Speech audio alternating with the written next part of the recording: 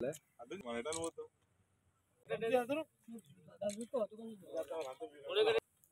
Bonus వస్తుంది ప్రభుత్వం ఒక్కొక్కరికి 85,000.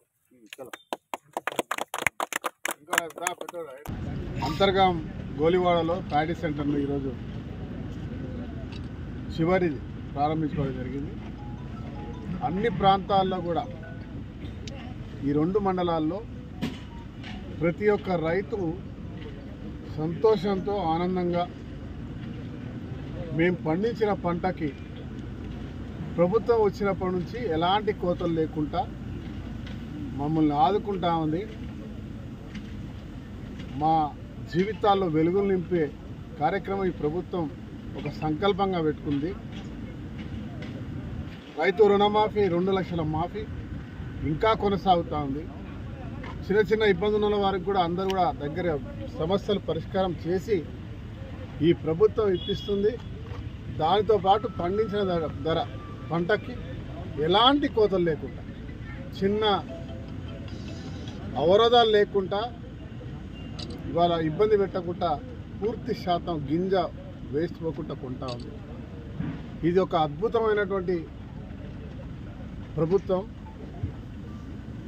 రైతు గతంలో మేమందరం కూడా ఆత్మహత్యల వైపు ఆలోచన చేసిన వాళ్ళం.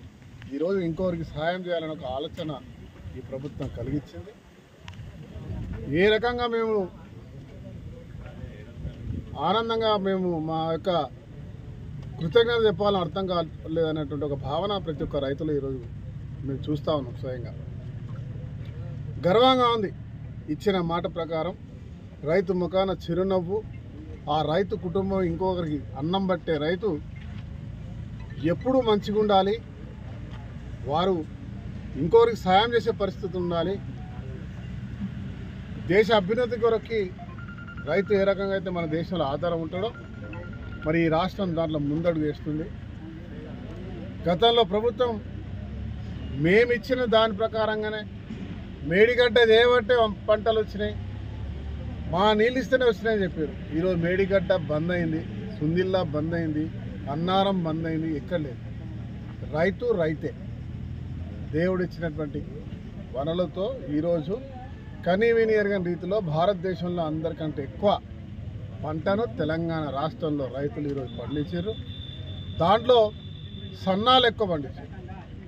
7 లక్షల పైన ఎకరాలు ఇలా సన్నాలు పండిస్తే ఒక 500 బోనస్ వస్తే ఒక్కొక్క రైతుకి 1,00,000 పైన ఆదాయం వచ్చినటువంటి ఒక రైతు కూడా ఈరోజు మనం చూస్తూ ఉన్నాం.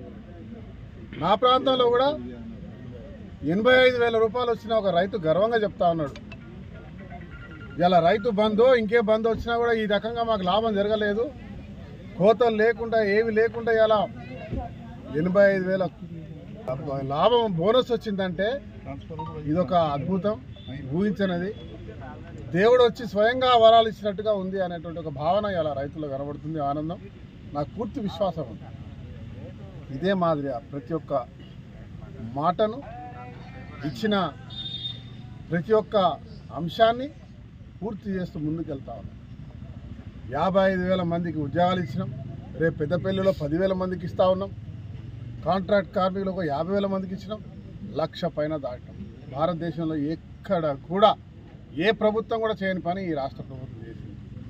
ఇలా 6 గ్యారంటీలతో పాటు అదనంగా రైతు రుణమాఫీ, బోనస్ లాంటి అనేకమైనటువంటి సంక్షేమాలు దాదాపు 13 వరకు పూర్తి చేసింది.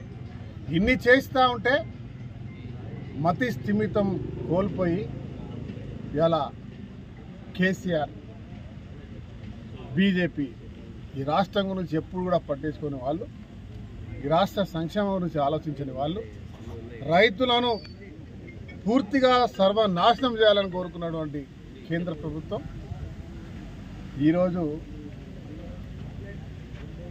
భారతీయ జనతా పార్టీ ప్రజలు ఆదరిస్తున్నారని చెప్తాడు. సిగ్గుపడ లేనటువంటి ఒక అబద్ధపు ప్రచారం చేస్తూ వాళ్ళు మాట్లాడుతూ ఉంటే, కేసీఆర్ ఏమో ఫామ్ హౌస్లో ఊరుకొని నేనేం చేయలేదని బాధపడుకుంటూ నేను మా వాళ్ళతోటి బురదల్లే కార్యక్రమం చేయకపోతే మాకు గుర్తింపు ఉండదు అనే ఒక భయంతో అవాకు చెవులు చేస్తూ ఈ ప్రభుత్వంపై నిందలు వేస్తున్నటువంటి తీరును ఈరోజు ఈ రాష్ట్రంలో చదువుకున్నటువంటి విద్యార్థులు, ఉద్యోగాలు వస్తున్నవారు, ఉద్యోగాలు చేస్తున్నవారు, ఇన్ని సంవత్సరాలుగా ప్రమోషన్ రాకున్న వారికి ప్రమోషన్లు కల్పించిన వాళ్ళు టీచర్లు, మరి అదే మాదిరిగా రైతులకు అన్ని రకాలుగా అండదండగా ఉన్నటువంటి వాళ్ళు ఈరోజు మహిళలను చైతన్యవంతం చేయడానికి 1000 కోట్లతో సహాయం చేస్తున్నటువంటి ఆ మహిళలు, ఉచిత ప్రయాణం చేస్తున్న మహిళలు, మరి యువకులు, ఇలా 200 కరెంటు ఉచితంగా తీసుకునేటువంటి పౌరులు, అదే మాదిరి 500 గ్యాస్ ఉచితంగా తీసుకుంటున్న వారు, వీరందరూ కూడా మరొక్కసారి ముందుకు వచ్చి నిలబడి వారికి వారి యొక్క బుద్ధి వచ్చేటువంటి జవాబు ఇవ్వడానికి మీరు అందరూ సిద్ధం కావాలని చెప్పి మీడియా మిత్రుల ద్వారా అందరినీ కూడా కోరుతా ఉన్నాను. Thank you.